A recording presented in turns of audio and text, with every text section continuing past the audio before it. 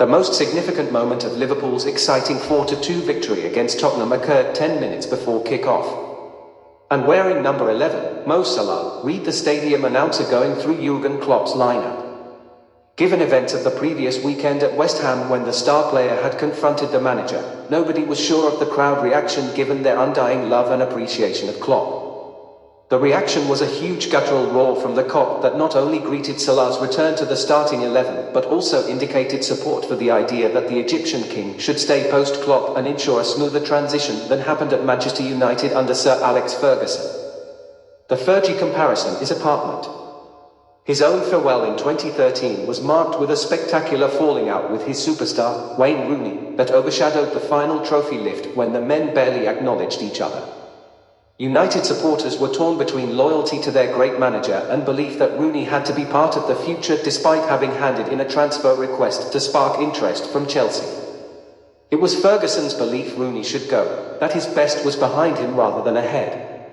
The club ultimately disagreed, gave the striker a bumper new 5-year contract rather than use the new blood Fergie had bequeathed them, including Wilfried Zaha. Though Rooney stayed at Old Trafford long enough to become the club's record scorer, they never came close to winning the Premier League or Champions League with him as captain and talisman. And so to Salah. Do Liverpool try and rake in a fee from Saudi Arabia with 31-year-old Salah having just a year left on his contract? Or do they try and re-sign the winger in the belief he can have a similar impact until 2028 that he's had dating back to 2016? Whether Klopp's advice will be sought is fascinating. United ignored Ferguson and arguably paid the price. Will Salah be prepared to play 70% of future games under onslaught rather than the 100% he's been accustomed to? It's hard for players of that status to adapt. Steven Gerrard left when asked to step back by Brendan Rodgers. Alan Shearer raged the first time he was benched by Sir Bobby Robson. Sunday's game against Spurs made it more likely there will be a positive outcome. Klopp and Salah both had the maturity to ensure their rift won't spoil the end of a glorious era at Anfield. Klopp started Salah, which Fergie didn't do for Rooney at the end, and Salah responded in exactly the right way with a man-of-the-match performance. He headed the opening goal and had a major part in Andy Robertson's second and Harvey Elliott's fourth.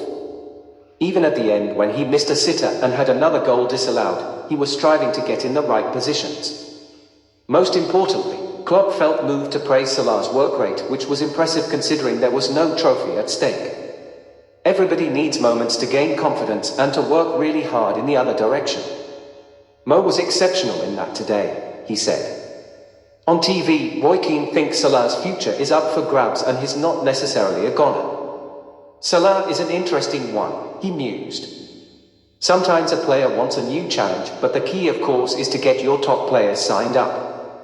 You can't be letting them out of the door. It's certainly a big summer coming up at Liverpool.